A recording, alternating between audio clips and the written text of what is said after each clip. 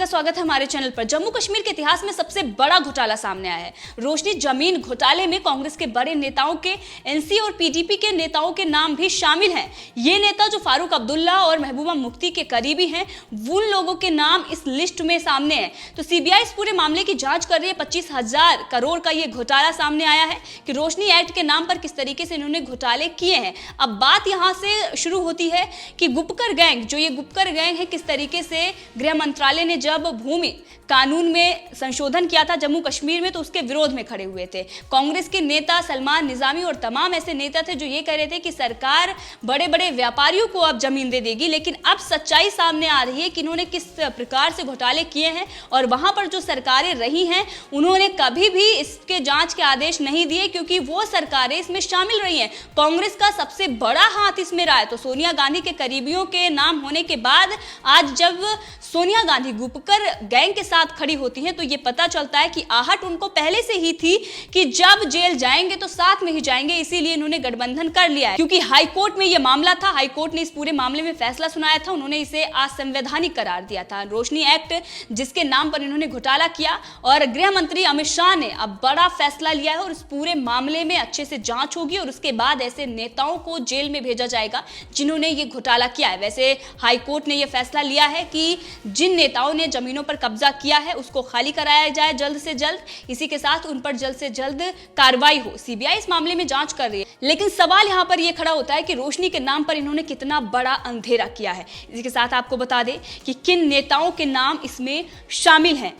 25,000 का जो ये घोटाला है, 25,000 करोड़ रुपए के घोटाले की सीबीआई जांच कर रही है और लिस्ट मीडिया में आ चुकी है। इस लिस्ट में उन राजनेताओं के नाम हैं जिनके तार जो जुड़े हुए हैं वो विदेशों से जुड़े हुए हैं। किस तरीके से वो चाइना के समर्थन में, पाकिस्तान के समर्थन में खड़े हो जाते हैं और जम्मू कश्मीर में किस तरीके से उन्होंने बड़ा घोटाला किया है। सलमान निजामी और तमाम कांग्रेस के नेता ये कह रहे थे कि अगर जम्मू कश्मीर में ये संशोधन किया गया है, कानून जो भूमि कानून को लेकर जिस तरीके से संशोधन किया गया है, ये जम्मू कश्मीर के जनता के हक में नहीं है, गरीबों के हक में नहीं है। तो क्या ये बड़े बड़े जो घोटाले सामने आ रहे हैं, इनके नेता जो बड़े बड़े घोटाले करके बैठे हुए, इन्होंने किस तरीके से अवैध कब्जा किया है जमीनों पर, तो क्या वो जम्मू कश्मीर के जनता के हक में है? जवाब इस पर सोनिया गांधी को भी देना पड़ेगा। और इसी के साथ वो कांग्रेस के नेता जो वकालत करते हैं चाइना और पाकिस्तान की।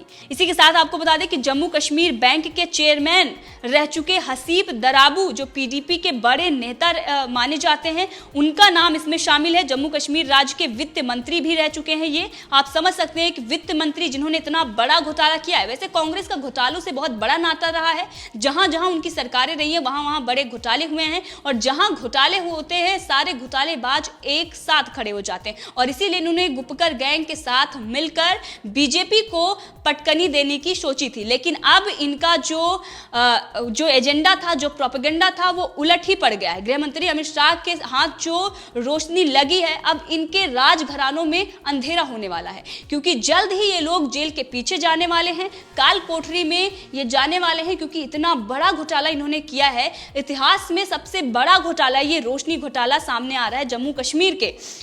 कांग्रेस के जो बड़े नेता हैं के अमला, उनका नाम सामने आ रहा है। श्रीनगर में बहुत ही नामचीन होटल है इनके नाम पर, और ये बहुत ही जाने माने नेता है, कांग्रेस के बहुत ही दिग्गज नेता हैं। उन्होंने इतना बड़ा घोटाला किया। इसी के साथ मोहम्मद शफी पंडित, जो मुख्य सचिव रैंक के ऑफिसर रह चुके हैं, इन्होंने भी अपने और अपने परिवार के नाम पर काफी जमीन आवंटित करवाई थी। मतलब गरीबों के हक में एक ऐसा एक्ट लेकर आना और उसमें सारी जो जमीन है वो राजसी, जो राजघराने के लोग हैं उनको दे देना, बड़े बड़े नेताओं को दे देना, ऑफिसरों को दे देना। मतलब पूरा एक जो जम्मू कश्मीर में अब तक जो सरकारें रही हैं, कितना बड़ा घोटाला और किस तरीके से जो जम्मू कश्मीर की जनता उनके साथ धोखा करती आई है। अब वहां पर बीजेपी की जब सरकार बनने वाली है, केंद्र शासित प्रदेश है, वहां के जो राज्यपाल मनोज सिन्हा है वो इस मामले को देख रहे हैं, तो चीजें खुलकर सामने आ रही हैं कि किस तरीके से इन्होंने जम्मू कश्मीर की जनता का हक मार के बैठ गए थे और ये जम्मू कश्मीर के लिए लड़ाई लड़ने की बात करते हैं। तो ये किस तरीके से सिर्फ पैसों के लिए मरते हैं और ये सिर्फ और सिर्फ अपने हैं, किसी और के नहीं है। यहाँ पर ये साफ होता है, जो देश के दुश्मनों के साथ खड़ा हो जाए और देश के विरोध में ही बातें करने लगे, वो देश की जनता के साथ कभी नहीं हो सकता। ये बात तो पहले ही समझ गए थे लोग, लेकिन अब जो ये घोटाले सामने आए हैं उसके बाद कांग्रेस का भी असली चेहरा सामने आया। गुपकर गैंग को लेकर बहुत सवाल कांग्रेस से पूछे गए, लेकिन एक भी जवाब उन्होंने नहीं दिया। अब ये सामने चीजें आ रही हैं कि गुपकर गैंग में वो शामिल क्यों हुए थे, क्योंकि इनको पता था कि जब हाईकोर्ट इसमें फैसला देगा तो साथ में ही हम कोर्ट जाएंगे और साथ में ही हम जेल में भी जाएंगे, इसीलिए ये साथ खड़े हो गए थे। सीबीआई ने सरकारी भूमि के बड़े हिस्से को हड़पने के लिए लोक सेवकों और अन्य भूमि की जांच करने के लिए जम्मू कश्मीर उच्च न्यायालय के निर्देशों के बाद 25,000 करोड़ रुपए के रोशनी भूमि घोटाले के संबंध में अब तक 3 अलग अलग मामले दर्ज किए हैं। इस महीने के शुरुआत की अगर हम बात करें तो महीने की शुरुआत में जम्मू और कश्मीर राज्य भूमि अधिनियम, जिसे रोशनी अधिनियम भी कहा जाता है, को अशक्त और शून्य घोषित किया गया था, क्योंकि अदालत ने इसे असंवैधानिक और अनिश्चित करार दिया। हाई कोर्ट ने 9 अक्टूबर को इस मामले की जांच एसीबी से सीबीआई को ट्रांसफर कर दी थी। जम्मू कश्मीर के एक व्यवसायी बंसीलाल गुप्ता को एक प्राथमिकी में एक आरोपी के रूप में नामित किया गया था। जम्मू विकास प्राधिकरण के अधिकारी भी जांच के दायरे में हैं। इस घोटाले से जुड़े मामले में यह आरोप है कि जम्मू में राजस्व विभाग के अधिकारियों ने अवैध रूप से कब्जा करने वालों पर रोशनी अधिनियम और संबंधित नियमों की अनदेखी करके अनुचित लाभ उठाया है। कुछ अवांछनीय व्यक्तियों को मालिकाना हक दिया गया और इसलिए सरकारी खजाने को भारी मौद्रिक नुकसान हुआ है। इसी के साथ आपको बता दें कि कांग्रेस हमेशा से वो देश के विरोध में खड़ी रही है, कभी भी उसने देश का भला नहीं किया है। हमेशा वो जनता को एक से एक बढ़ के घोटाले दिए हैं। कई बड़े घोटाले केंद्र में रहते हुए उसने किया है, बाकी जो प्रदेशों में उनकी सरकार है वहां पर किस तरीके से बड़े बड़े घोटाले सामने आए। अभी हमने आपको बताया कि महाराष्ट्र में किस तरीके से बड़ा घोटाला सामने आया, जम्मू कश्मीर में किस तरीके से बड़ा घोटाला सामने आ रहा है और उनके नेताओं के नाम है। वो नेता जो बड़े बड़े दिग्गज नेता हैं उन लोगों के नाम सामने हैं, लेकिन कांग्रेस की अध्यक्षा सोनिया गांधी इस पूरे मामले में चुप्पी साधे हुई हैं। गुपकर गैंग को लेकर इतने सवाल पूछे गए, लेकिन एक भी जवाब उनके तरफ से नहीं आए। तो हम बात करते हैं इन लोगों के जो धारा 370 को बहाल करवाने के लिए चाइना के साथ खड़े हो जाते हैं और ये कहते हैं कि जम्मू कश्मीर में हम चाइना के समर्थन से धारा 370 को बहाल कराएंगे। तो देश के जो सबसे बड़े दुश्मन हैं चाइना और पाकिस्तान, उनके साथ मिलकर ये देश विरोधी बातें करते हैं, लेकिन इनके खिलाफ कोई कार्रवाई नहीं होती। इनके पास अभिव्यक्ति की आजादी है, बाकी सारी चीजें हैं। और सोनिया गांधी जो प्रेस कॉन्फ्रेंस करके बस 2-3 शब्द जो उन्होंने रटे हुए हैं वही कहती हैं कि प्रेस की स्वतंत्रता नहीं है, देश में कोई बोल नहीं सकता, अब कोई कुछ दिखा नहीं सकता, सरकार के विरोध में कोई बातें नहीं बोल सकते हैं, आलोचना नहीं कर सकते हैं, अभिव्यक्ति की आजादी नहीं है, लोकतंत्र की हत्या हो रही है, संविधान खतरे में है।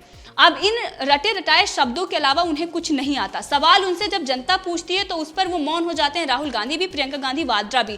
तो उनकी राजनीति पूरे देश में अब खत्म होने के कगार पर है और इसीलिए कहते हैं ना कि जब कोई दीपक बुझता है तो उससे पहले फड़फड़ाता है। तो कांग्रेस भी अब पूरे देश में फड़फड़ा रही है। जिस तरीके से राहुल गांधी, सोनिया गांधी और प्रियंका गांधी वाड्रा प्रधानमंत्री पर कई आरोप लगाते हैं, लेकिन सच्चाई अब जनता के सामने है कि बड़े बड़े जो घोटाले हैं वो कांग्रेस ने ही दिए हैं। कांग्रेस के ही रहते बड़े बड़े घोटाले हुए हैं। कांग्रेस के नेताओं के नाम घोटालों में सामने ना आए, ऐसा हो ही नहीं सकता।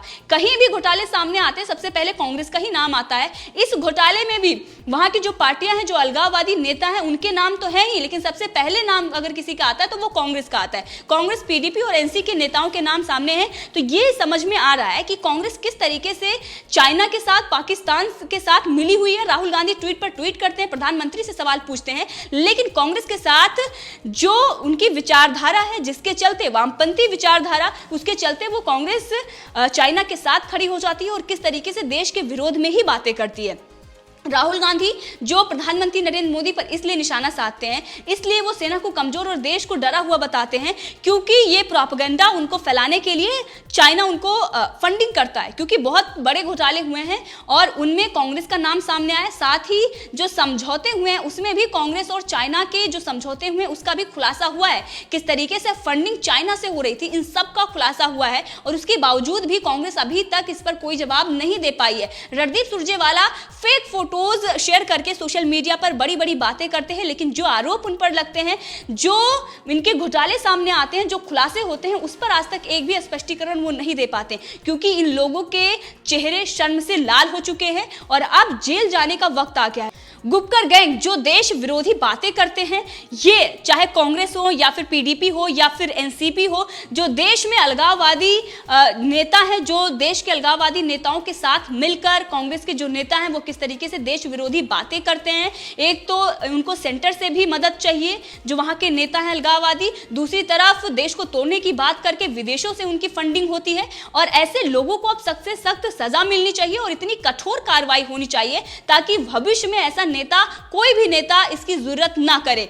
लोगों के जो पैसे हैं, लोगों का हक मार के खा जाने वाले, लोगों की हित में बातें करते हैं, बड़ी बड़ी बातें करते हैं। तो सोनिया गांधी और कांग्रेस का तो नाता रहा ही है और इसके साथ ही जो वहां पर अलगाववादी नेता बैठे हुए हैं वो वहां की जनता का हक मार के खा रहे थे। दूसरी तरफ सेंटर से भी उनको मदद चाहिए और वहीं पर विदेशों से भी फंडिंग हो रही थी। किस तरीके से चाइना और पाकिस्तान के समर्थन में खड़े होकर आतंकवादियों को बढ़ावा दे रहे हैं, आतंकवादियों का समर्थन कर रहे हैं। तो ऐसे नेताओं की पोल अब खुल चुकी है और ये जो बड़ा घोटाला सामने आया है इस पर गृह मंत्री अमित शाह बड़ा एक्शन लेने वाले हैं, क्योंकि सीबीआई इसी मामले में इसीलिए जांच कर रही थी क्योंकि इस मामले को बीजेपी ने ही उठाया था। और वहां पर जिस तरीके से अब चीजें निकलकर सामने आ रही हैं कि आखिर इतने सालों तक चल क्या रहा था। 2001 में जिस तरीके से फारूक अब्दुल्ला ने सरकार में रहते हुए ये बड़े बड़े घोटाले किए हैं, जिस तरीके से उन्होंने आतंकवाद में पूरे जम्मू कश्मीर को झोंक दिया है, आतंकवादियों को पनाह दी, इस सब को लेकर अब कार्रवाई हो रही है। हर एक देशद्रोही, देश विद्रोही आतंकियों को चुन चुन कर